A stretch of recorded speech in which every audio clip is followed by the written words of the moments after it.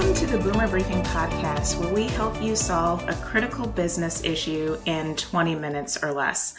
I'm your host, Arianna Campbell, shareholder and chief operating officer at Boomer Consulting, and with me today is Earl Blackmon.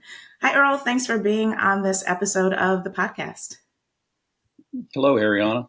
Good to be with you. Yeah, so Earl is a financial consultant at Avizo, and today we are going to be talking about the intersection of project management and resource management. And I'm really excited to jump into this topic with you, Earl. But before we dive in, I'd love to have you tell us just a little bit about yourself and your role, and maybe just even a little bit about how you've seen your role evolve. Okay. Well, again, thanks for having me. It's quite an honor to be with you. Always enjoy our time together. So obviously I'm a CPA and have been in practice for quite some time. And about 10 years ago, was exposed to Lean Six Sigma as a process for making improvements in our firm at Avizo. At that time, we were Hartman, Blackmon, and Kilgore. We've since rebranded to the name of Avizo Group. But in that time, just had the opportunity to use Lean and some of these tools that we're talking about today, such as project management and AI, to make improvements in processes in our firm and to see that happen in other firms. So typical CPA, I would say, in a regional firm for all those years. And then in the last 10 years or so, seen some dramatic changes in our firm. And of course, in the profession, that continues as well. Today, I'm more on the consulting side, not so much on compliance. Get asked questions about that side of it, but really try not to delve into that too deeply on that side, and just enjoying that. I'm in a semi-retired state and had the opportunity to hang out with folks like you and other great people at different conferences and things, and just enjoy talking to firms and working in firms to try to help them make progress. Most recently, served on the State Board of Accountancy here. I'm located in Fairhope, Alabama, on the Gulf Coast. I don't know if I said that, but it's been a good thing to have those associations as well as some of the others throughout the years.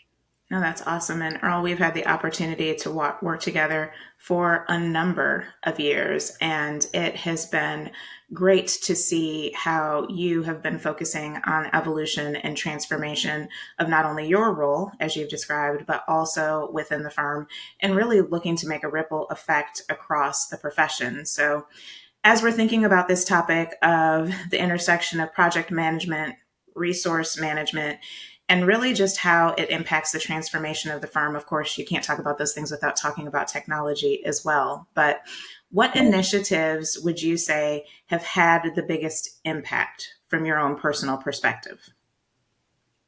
Well, all of these things have come into play, right? Whether it's resource management, project management, or AI. I mean, these are tools that we use.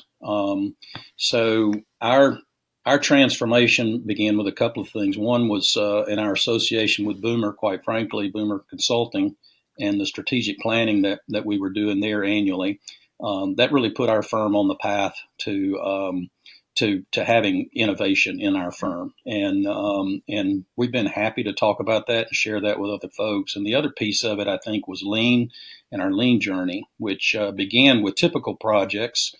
I know our first project was individual tax preparation process, and we had a Lean consultant come in, and he was great. He helped us transform that process, and then we moved to our entity preparation process, and this is where I had the opportunity to get my Lean, my green belt.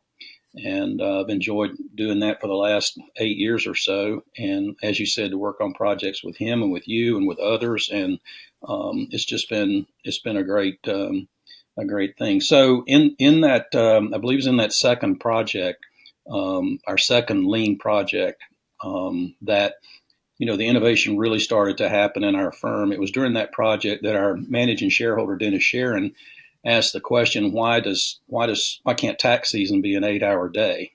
Why can't busy season be an 8-hour day? I'm not sure exactly how it was phrased, but But I think that really set us off on the path there because good for us, he wouldn't let that go away. He brought it up again, after that project, and so one of the initiatives that took place in our firm. And he was key in that, obviously, as well as the team that we put together, was Project 40. And I think that's important to say because when we look at something like Project 40, which was an initiative that we took to eliminate overtime, when we look at an initiative like that, I mean, that's a huge undertaking, and you have to have a team that helps do that. So some of the concepts that we'd learned in the lean projects were adapted and used to in Project 40 or P40, as we sometimes call it. For instance, the TOPS team, we took a team of folks from throughout the firm, from the bottom to the top, to come up with the strategic initiatives that we undertook to bring about Project 40. So I would say first of all, lean was one of the innovations that took place in our firm, and the lean thinking and lean mindset that you have, and it led to Project 40, where we eliminated overtime, and that took place over a period of time. A continuous improvement type of situation. So, just to summarize Yeah. some of that, Earl. So, first of Yeah. all, for our audience members that aren't as familiar with Lean, when Earl references that, we're talking about Lean Six Sigma, which is the methodology and philosophy that focuses on efficiency and consistency with the goal to create capacity by eliminating activities that aren't valuable.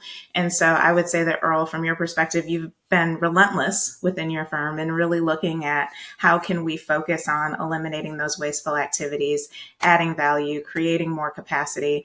And I love that you talked about that being a continuous improvement effort, because as we know, we're never done with that. But you took those efforts and really turned it towards looking at through looking at efficiency and consistency across the firm, how can we reduce the amount of time that we're working to truly be a 40-hour work week year round, which is really quite a revolutionary way of thinking. I know when I mention Project 40, when I'm talking to other firms, lots of times people will get wide-eyed, as in that being something that just can't be done. But when you think about your journey on Project 40, what are some of the biggest lessons that you've learned, or when you think about the role of project management and resource management, how did that make an impact? Kind of what are some takeaways from Project 40? Well, I think the first thing I would say is that it what's that saying? It takes a village. Well, in this case, it takes a team. So I would attribute a lot of that to the team. But of course, anytime you have an undertaking like this, and you talk about folks, getting wide-eyed, it has to be a top-down scenario. You've got to have that champion that is pursuing that, as Dennis did in this case. So and then it takes all the team. I mean, he would be the first to say that it does take a team. It's not going to be any one individual. It's going to have to be a team, and the team is going to have what we talk about a lot of times when we talk about Lean Six Sigma is the mindset, right, to make that happen. There has to be a real commitment to that. You can't just sit there wide-eyed and say, "Oh, that's a great idea," and then wouldn't that be lovely? And then go about doing things the same way that you did before. You're going to have to take on that project and manage that thing to completion.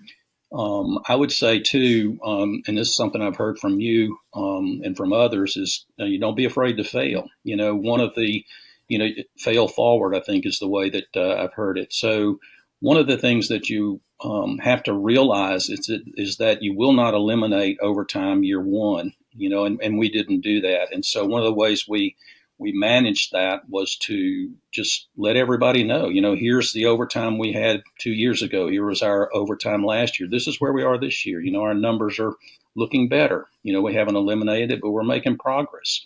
And so we would celebrate that progress. And the phrase I can hear Dennis saying over and over is progress over perfection. And I'm sure that's not original with him, but we want to have progress, and we're going to celebrate that progress. And, we're going to realize that it's going to take a period of time to get to get where we want to be. So, I mean, that's kind of a simple thing, but our firm has always been one to not necessarily be on the bleeding edge, but to be on the leading edge. And so, if a new technology or application came along, we would adapt that. And we've been, we were pretty early on the SurePrep train, and we jumped on Tax Caddy when it came available, and then we've been big users of SafeSend as well. So those are just three examples, and of course they're always making improvements in those tools, and we happily recommend those to the firms that we get a chance to work with. There are some others as well, but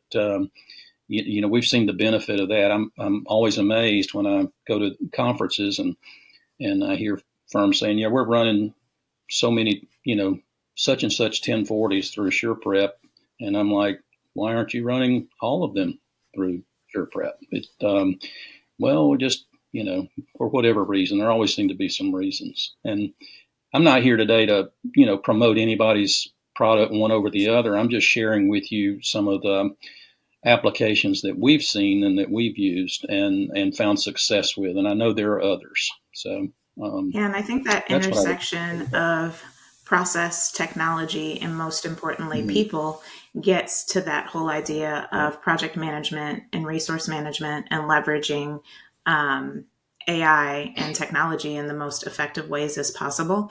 And when you think about something as significant as taking on something like Project 40, it definitely takes focus on all three of those areas. And I think to your point, Earl, it's a great point that Right. there are a lot of great technologies in the marketplace, a lot of solution providers that are doing a great thing, doing great things.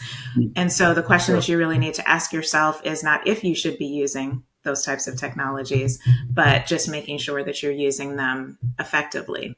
Mm-hmm. So Mm-hmm. I heard a rumor, and I don't know if it's true or not, so I'd love to discuss this one with you. So I heard a rumor that you had a timesheet initiative as well. Mm-hmm. Tell me a little bit about that. Well, I mean, I think going the rumor's true. First of all, I can confirm the rumor that we trashed the Trash the timesheet. But I think timesheet. Oh my goodness.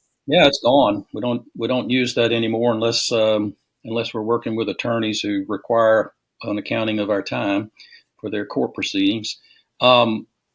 It goes back to the people. I heard you say that most importantly, people, and that's been one of the keys in our firm. I mean, obviously, the Project 40 and even trashing the timesheet, both of those are a people initiative. We feel like it makes for a better team, makes for a better firm, it's part of our culture.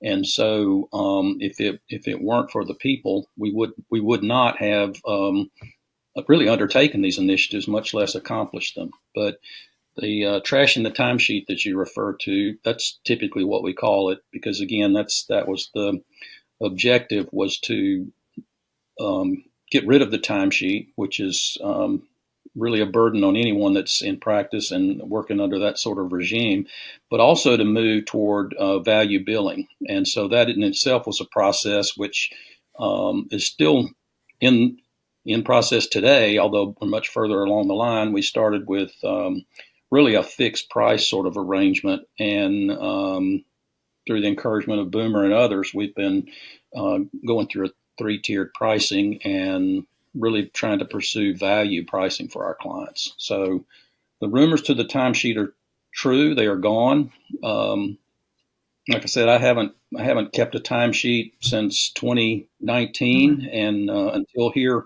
recently, when I was engaged to help an attorney with a project, and she informed me I was going to have an accounting of my time to her. So I have got my little notes in my phone or whatever, and that's it. Now, obviously, with hourly employees, they have to report their time, and so there's that accounting, but there's not the detailed accounting of, I work 2 hours on ABC and 4 hours on XYZ today.